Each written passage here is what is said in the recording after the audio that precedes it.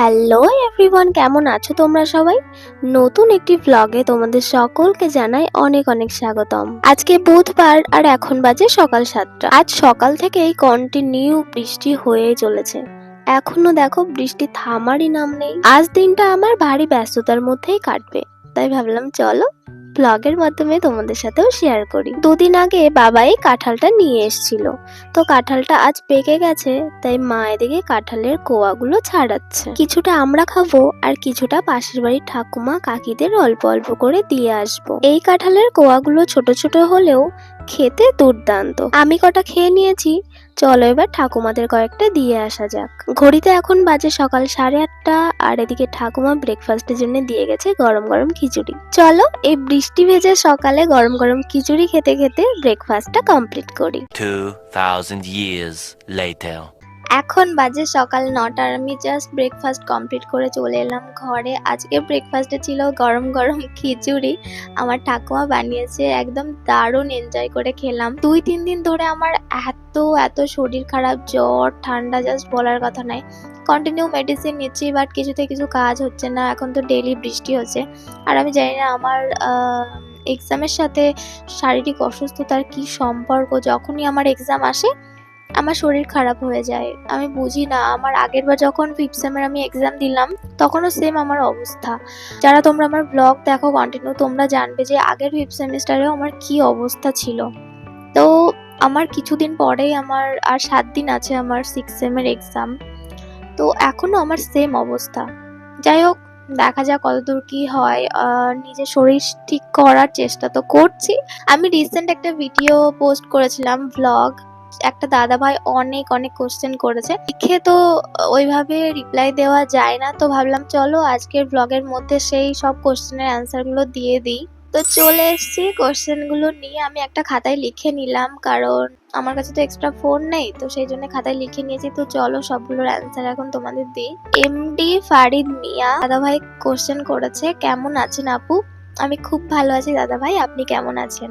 Next question করেছেন CM kingdom 71 দাদা ভাই, বলেছে আপনার ছাদ বাগানের টবে অনেক ঘাস হয়েছে, যা পরিষ্কার করা দরকার। একদম সঠিক বলেছেন দাদা ভাই, অবশ্যই পরিষ্কার করা দরকার। ঘাসগুলো অনেক বড় বড় হয়ে গেছিল, দেখতেও ভীষণ বৃষ্টি লাগছিল। ভিডিওটা বেশ কিছুদিন আগের, তারপর মানে ভিডিও যেদিন শুট করেছিলাম তারপর পরিষ্কার করে দিয়েছি ঘাসগুলো। নেক্সট কোশ্চেন বলেছে কি পরীক্ষা এবং কবে? আমার 6th সেমিস্টারের পরীক্ষা, মানে কলেজের লাস্ট ইয়ারের এক্সাম সামনে 23শে জুলাই। নেক্সট কোশ্চেন হলো ট্রেন স্টেশনের নাম কি? ট্রেন স্টেশনের নাম হলো আকাইপুর স্টেশন। তারপর কোশ্চেন হলো ট্রেনের নাম কি? ট্রেনের নাম কি এটা আমি জানি না। গন্তব্য রেল স্টেশনের নাম কি? গন্তব্য রেল স্টেশনের নাম মানে যে ব্লগটা আমি আপলোড করেছিলাম ওখানে আমার গন্তব্য রেল স্টেশনের নাম ছিল Ranaghat rail station. Next question হলো আপনার পরীক্ষা আর আপনার বান্ধবী দীঘায় ঘুরতে যাবে, তার মানে আপনার সাথে পড়ে না?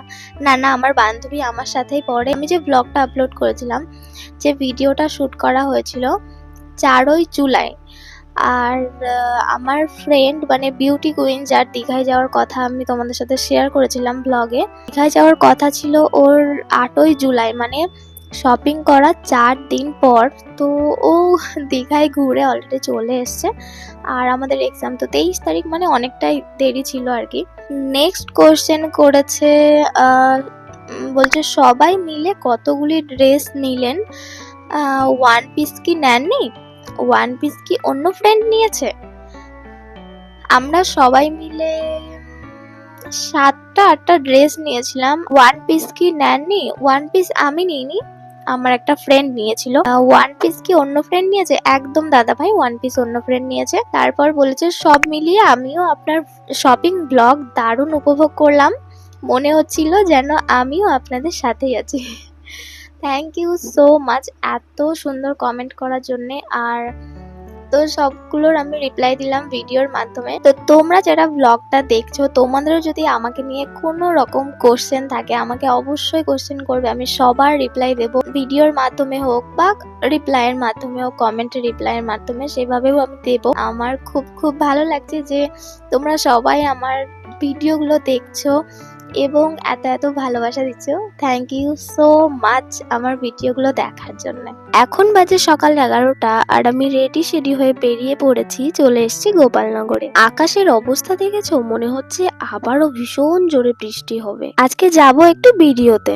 আমার তো ভোটার কার্ড এখনো হয়নি, সেই কারণে ভোটার কার্ডের জন্য অ্যাপ্লাই করতে যাব। কিছু মাস আগে আমি ভোটার কার্ডের জন্য একবার অ্যাপ্লাই করেছিলাম, কিন্তু টাইমলি ফর্ম জমা দিতে পারিনি, সেই কারণে রিজেক্ট হয়ে গেছিল। তারপর এ কাজ সে কাজ করতে করতে ভোটার কার্ডের জন্য আর অ্যাপ্লাই করাই হয়নি। ফাইনালি আজ যাচ্ছি, কিন্তু জানি না আমার অ্যাপ্লাইটা সাকসেসফুল হবে কিনা। উঠে পড়েছি আমি বাসে, টিকিটও কেটে নিয়েছি।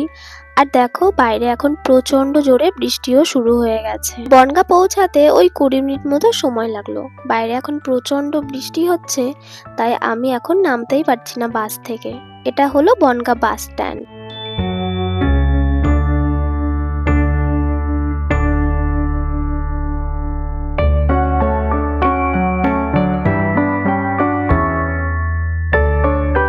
আর বেশি লেট করা যাবে না, সময় তো আর থেমে থাকবে না। তাই আমিও ওই বৃষ্টির মধ্যে উঠে পড়লাম টোটোতে। এখান থেকেই চলে আসলাম একদম ভিডিওর সামনে। এই যে গেটটা দেখতে পাচ্ছ, এখান থেকেই চলে যেতে হবে ভিতরের দিকে। আজ বৃষ্টি কিছুতেই থামবে না। দেখো ভিডিওতে চলে আসলাম, কিন্তু বৃষ্টি থামার কোনো নামই নেই। যাই হোক, বৃষ্টির মধ্যেই হেঁটে হেঁটে চলে আসলাম ভিডিওর মধ্যে। এখানে সমস্ত ভোট বিষয়ক কাজকর্মগুলো হয় একদম ভিডিওর এই পিছনের বিল্ডিংটাতে, তাই পিছনের দিকে চলে আসলাম। আর একটু আগে আসতে পারলে মনে হয় বেশ ভালোই হতো, কারণ এখন অনেক লাইন হয়ে গেছে। জানি না আজ কটায় বাড়ি ফিরতে পারবো। যাই হোক, লাইনে দাঁড়িয়ে পড়েছি।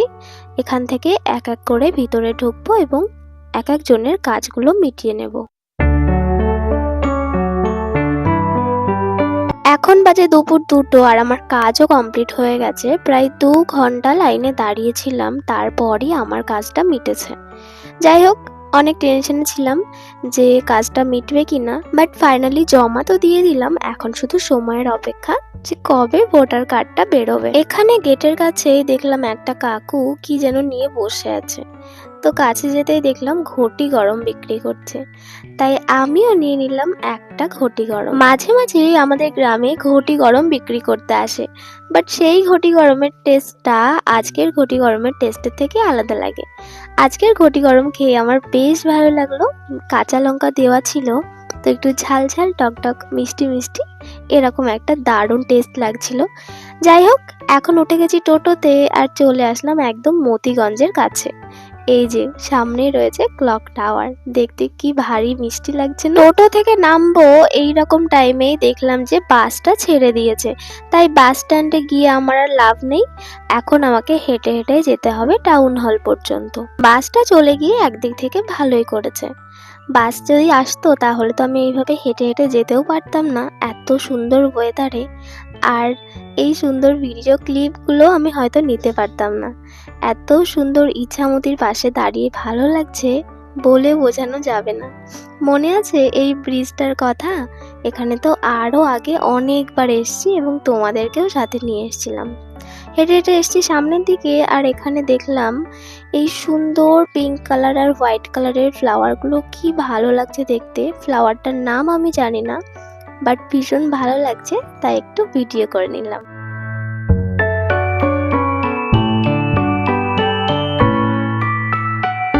হেঁটে হেঁটে নীল দর্পণের সামনে আসতেই দেখলাম এখানে প্রচুর ভিড়, কোনো একটা মিটিং হচ্ছে।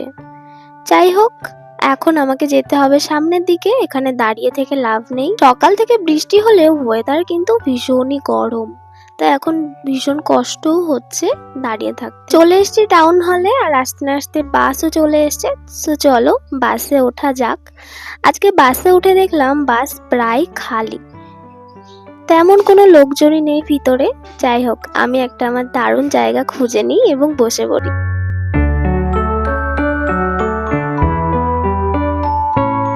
চলে এসেছি আমি গোপালনগরে, এখান থেকেই আজকের ব্লগটা শুরু করেছিলাম। তো চলো এখন আমি যাব বাড়ি, আর ব্লগটাও তাহলে আজকে এখানেই শেষ করছি। কেমন লেগেছে কমেন্টে জানাতে ভুলবে না। তোমরা সবাই খুব ভালো থেকো, সুস্থ থেকো, সাবধানে থেকো, আর এরকম ব্লগ পেতে চ্যানেলটি কিন্তু অবশ্যই সাবস্ক্রাইব করে দিও। টাটা সবাইকে।